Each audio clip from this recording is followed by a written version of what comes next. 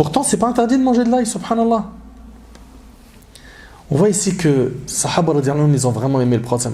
Si vous regardez dans la bataille de Uhud, il y a eu un moment très critique, pendant lequel le prophète s'est retrouvé presque seul face à l'ennemi.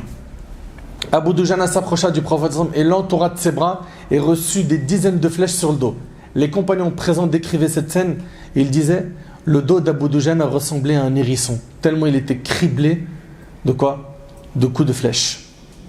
Et malgré ses blessures, cet homme n'a pas bougé de peur que le prophète soit touché. Talha ibn Ubaydillah radiallahu anhu, pendant cette même bataille, Talha il s'avance pour couvrir le prophète en lui disant baisse ta tête, ô envoyé d'Allah. Ne te montre pas ainsi car tu pourrais être atteint par une des flèches de l'ennemi. Que mon corps protège le tien. Une flèche transperça sa main et elle fut paralysée.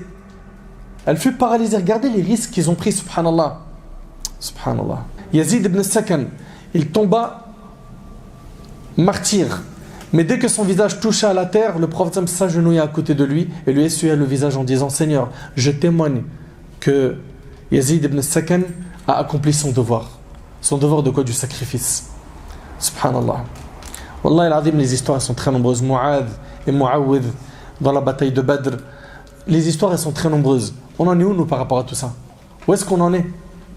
Amr ibn al-As radiallahu anhu, il dit il n'y avait personne de plus cher à mes yeux que le messager d'Allah. Sallallahu alayhi wa sallam. Personne à mes yeux n'était plus noble que lui. J'étais incapable de le regarder directement à cause du grand respect que j'éprouvais pour lui. Si on m'avait demandé de le décrire physiquement, j'en aurais été incapable, car je n'avais jamais osé le regarder directement et c'est rapporté par Muslim. Ahibati fillah, les histoires sont très nombreuses. Comment ne pas aimer le prophète sallallahu alayhi wa sallam? Alors que les pierres, les troncs de palmier, la roche a aimé Rasulullah. Le prophète il est monté sur Uhud, la montagne de Uhud, et il a dit Uhud, Jabalun yuhibbuna wa nuhibbu. Uhud, la montagne de Uhud, c'est une montagne qu'on aime et qui nous aime. La pierre a aimé le prophète sallallahu alayhi wa sallam. Dans le hadith de Jabir ibn Samra, le prophète sallallahu alayhi wa sallam a dit je reconnais la pierre de la Mecque qui avait l'habitude de me saluer avant ma venue comme prophète. Et je reconnais cela même aujourd'hui. Rapporté par Muslim. Dans un hadith rapporté par Tirmidhi, Ali ibn Abi Talib radiallahu anhu, il rapporte j'avais l'habitude d'accompagner le prophète sallallahu alayhi wa sallam partout où il allait à la Mecque. Un jour, nous partîmes dans l'une des régions de la Mecque et chaque fois que nous passions près d'un arbre ou d'un rocher, il saluait le prophète disant que le salut soit sur toi, prophète d'Allah. Subhanallah. Le prophète sallallahu alayhi wa sallam, il avait l'habitude, vous le savez certainement, de s'appuyer sur un tronc de palmier pendant qu'il faisait la khutbah de Jumu'ah, le sermon du vendredi. C'était dans la mosquée de Médine. Un jour, on lui proposa de lui construire un mimbar, une chaire, où il se tiendrait pour faire le sermon. Le prophète sallam accepta. Quand la chaire a été installée et que le vendredi vint, le prophète sallam monta sur la chaire et c'est alors que le tronc de palmier émit un gémissement de douleur pour sa séparation du prophète sallam. Subhanallah. Le prophète sallam accourut vers lui et passa la main sur le tronc qui se calma. Et ce miracle a été rapporté par un grand nombre de témoins. Qui a été témoin? Ubay ibn Ka'b, Jabr ibn Abdullah, Anas ibn Malik, Abdullah ibn Omar, Abdullah ibn Abbas, Sahl ibn Sa'ad, Abu Sa'id al-Khudri, Buraïda et plein d'autres compagnons radiyallahu anhum. Ahabbati fillah, on doit tous aimer Allah et son prophète sallallahu alayhi wa sallam, mais généralement cet amour reste pour beaucoup d'entre nous trop superficiel. C'est une parole qui n'est pas suivie d'action. Dire j'aime le prophète sallallahu alayhi wa sallam, ça suffit pas. Il faut le prouver à qui? À Allah tabaraka wa ta'ala. Retenez que vous n'avez pas à prouver quoi que ce soit aux humains. D'accord? C'est pas eux qui vont vous juger le jour du jugement. Parce que souvent on se soucie de notre image envers les humains. Que vont dire les gens? Si je fais pas ça, les gens. Moi si je fais un mariage de telle manière, c'est parce que les gens. Si je fais pas ça, c'est parce que les gens. Si je m'habille comme ça, c'est parce que les gens. Si je mange comme ça, c'est parce que les gens. Vous n'avez pas de compte à rendre aux gens Yawm al-Qiyamah. Vous en avez à rendre au Seigneur des mondes, Allah Azza wa Jal. Souciez-vous de cela. Quelles sont les preuves de ton amour envers Allah et envers son prophète sallam? Abu Ishaq Ibrahim ibn Daoud Raqi rahimahullah, il a dit le signe d'une personne qui aime Allah et qu'il préfère l'obéissance d'Allah à ses passions et suit la sunna de son messager sallallahu alayhi wa sallam. Al-Hassan al-Basri, Al-Hassan al-Basri rahimahullah a dit, le signe d'une personne qui aime Allah est le suivi de la sunna du messager d'Allah. Fais ce que le messager d'Allah sallallahu a ordonné et éloigne-toi de ce qu'il a interdit. Allah Ta'ala a dit wa ati'u Allah wa rasulahu in kuntum mu'minin, et obéissez à Allah et à son messager si vous êtes croyants. Allah Ta'ala a dit qul in kuntum tuhibbuna Allah fattabi'uni yuhibbukum Allah wa yaghfir lakum dhunubakum. Dis, si vous aimez vraiment Allah, suivez-moi, suivez le messager d'Allah. Allah vous aimera alors et vous pardonnera vos péchés. D'ailleurs, Al-Hassan al-Basri, il a dit que ce verset-là, c'est le verset du test.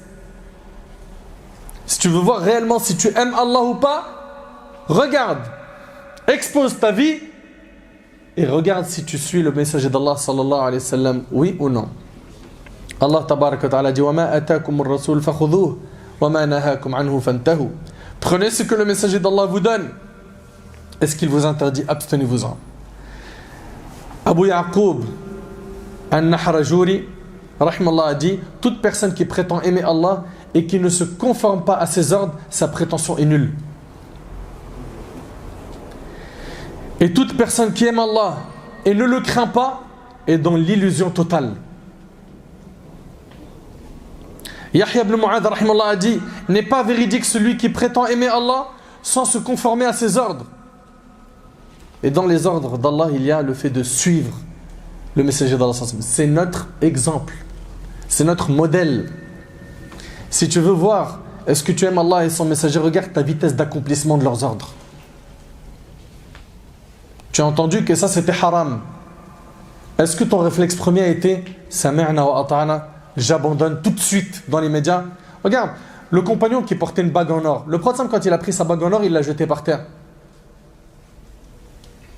Et il s'est comporté avec fermeté car il s'agissait d'un compagnon qui avait des connaissances.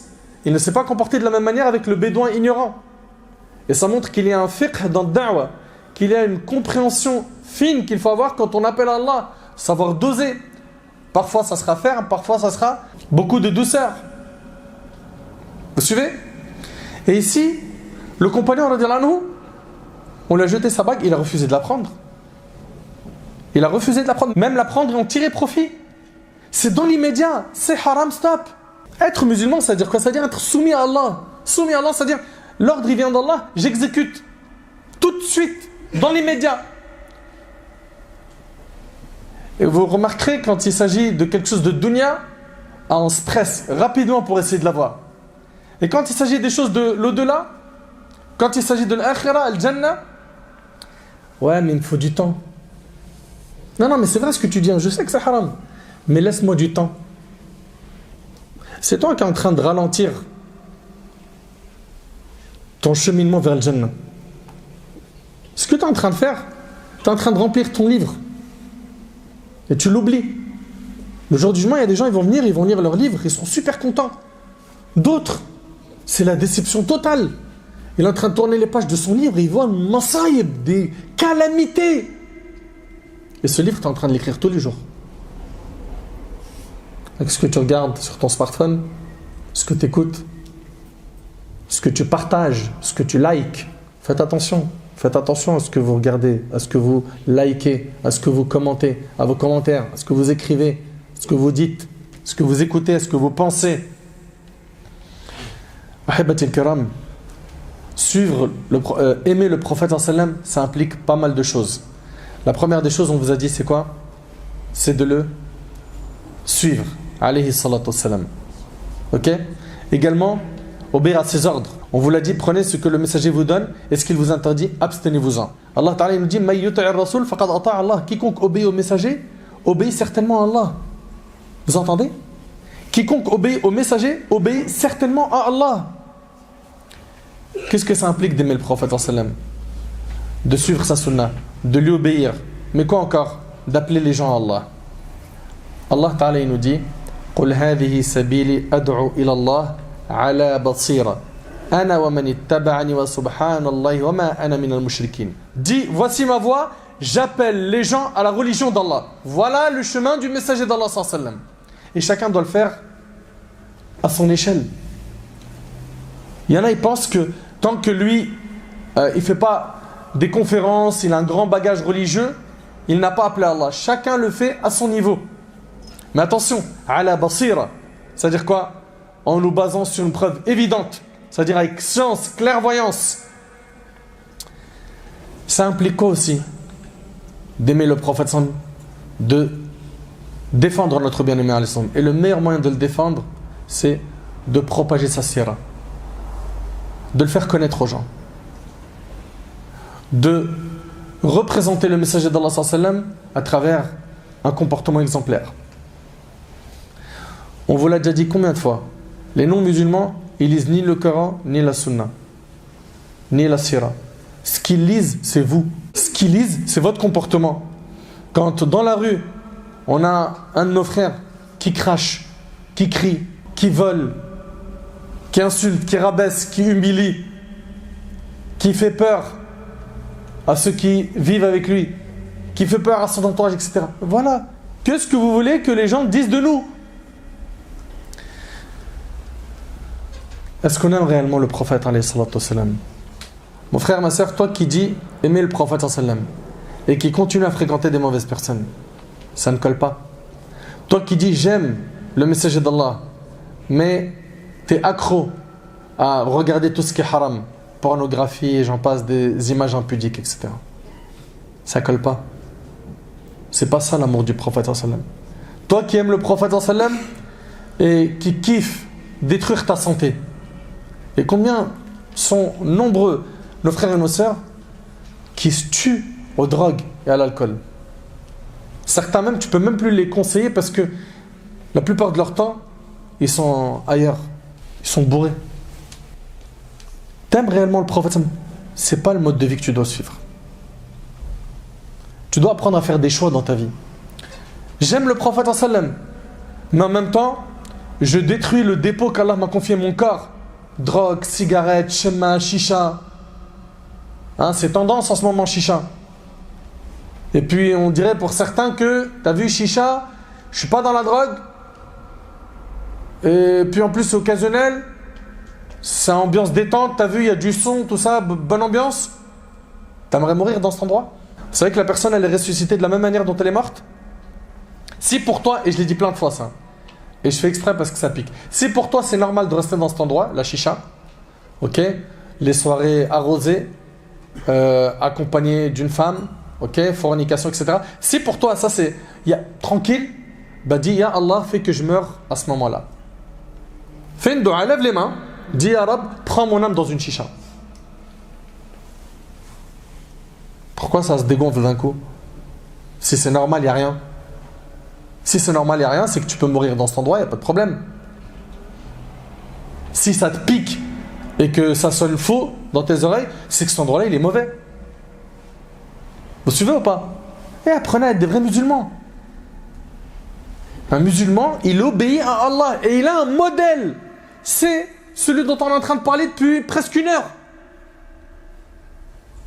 Suivons son modèle. Ouais, mais c'est compliqué, t'as vu aujourd'hui...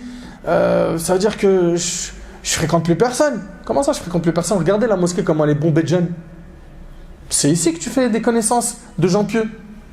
C'est à travers ces halaqat, ces endroits-là où toi, ma soeur, tu vas te connecter avec des sœurs qui, mashallah, elles sont solides dans leur foi, dans leur pratique religieuse. C'est ici, dans la maison d'Allah, qu'on fait quoi? Qu'on évolue spirituellement, qu'on fait connaissance avec nos frères et nos sœurs. C'est ici qu'on s'élève dans la spiritualité. Nos frères et nos sœurs aujourd'hui, ils ont peur de quoi? De se retrouver seuls, sans fréquentation, s'ils laissent la mauvaise fréquentation. T'inquiète pas, des bonnes fréquentations, il y en a à l'appel. Va les chercher. Va les chercher. Et combien de fois la fréquentation elle a sauvé des tonnes de personnes? J'aime le prophète sallam, mais mon mariage ne ressemble pas à celui de Rasulullah. Le mariage de A à Z, ils appellent ça la soirée de la farha.